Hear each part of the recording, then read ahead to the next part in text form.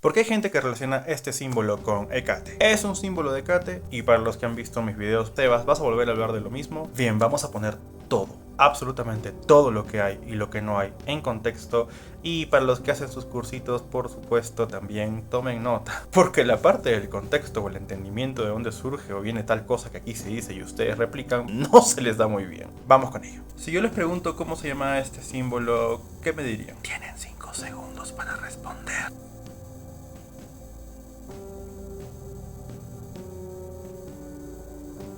Algunos dirán laberinto de Hécate, otros dirán el sigilo de Hécate, pero los más avispados, sobre todo los católicos, dirán el estrófalos de Hécate. Uno de los elementos muy populares con respecto a la materia gráfico-simbólica que tienen que ver con la diosa, al menos durante los últimos 20 años. Pero sí, este símbolo, el famoso estrófalos o rueda de Hécate o laberinto de Hécate, es muy popular hoy en día para hacer una suerte de asociación con la diosa en materia gráfico-simbólica. Y es que determinados grupos hecateanos, es decir, neopaganos, es decir, de los últimos tiempos, últimas pocas décadas, han intentado meter en este símbolo determinada concepción o determinado pensamiento filosófico que bebe, por un lado, de las concepciones encontradas en los famosos oráculos caldeos, una corriente filosófica sincrética que nada tenía que ver con el culto de la diosa, pero que a muchos les gusta. Entre otras interpretaciones vagas de, por supuesto, los mismos colectivos que no son muy buenos jerarquizando la información, simplemente meten todo en un mismo saco, en donde también ha calzado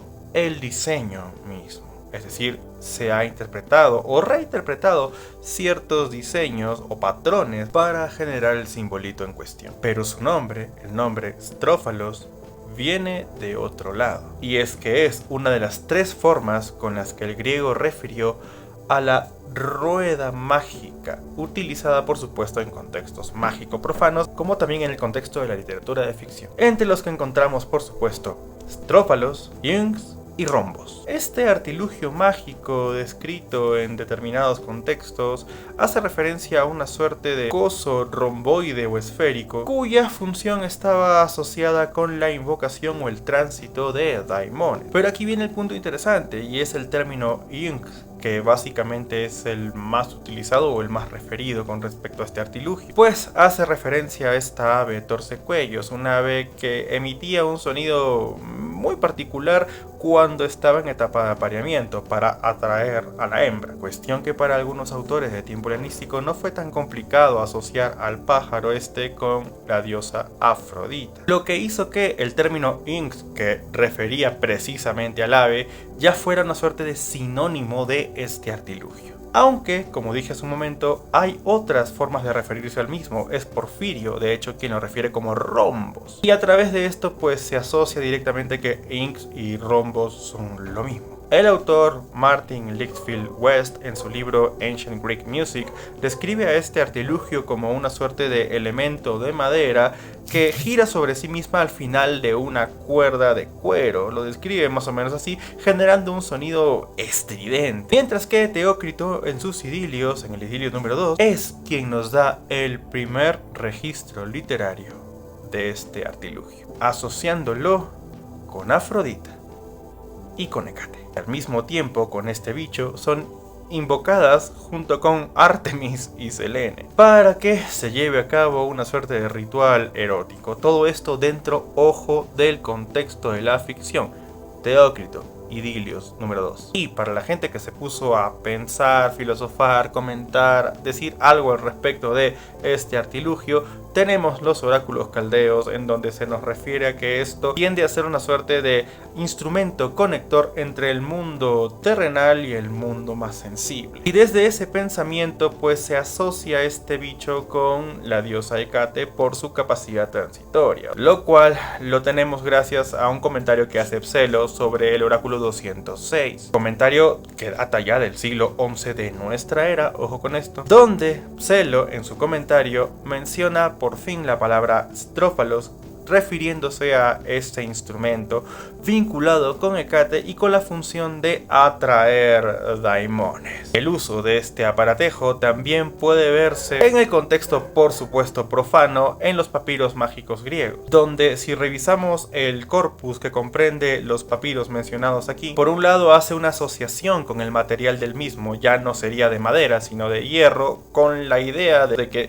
el hierro sería el indicado para atraer entidades del inframundo, y que se giraría para Hécate y para Selene. Y luego de esto se preguntarán, ya Sebas, ¿pero qué tiene que ver todo esto con el simbolito en cuestión? Pues bien, la inspiración del diseño del mismo surge de hecho en algunos diseños, patrones de espirales de tiempo micénico encontrados en determinadas excavaciones. Pero a pesar de lo ya mencionado, no hay un solo registro de un diseño que haya sido vinculado directamente con la diosa, como se suele creer con respecto al diseño en cuestión. Y es que de hecho el diseño que tú señalas parece inspirarse en otros diseños y patrones datados de tiempo micénico, pero no hay evidencia de que estos diseños tengan algo que ver con Hécate. Ahora bien, sí, resulta curioso el hallazgo de algunos otros diseños encontrados en las graderías del templo de Hécate en Lagina, un templo ya de datación tardía, un templo netamente político, que son una suerte de círculo con la rueda solar, esta cruz solar,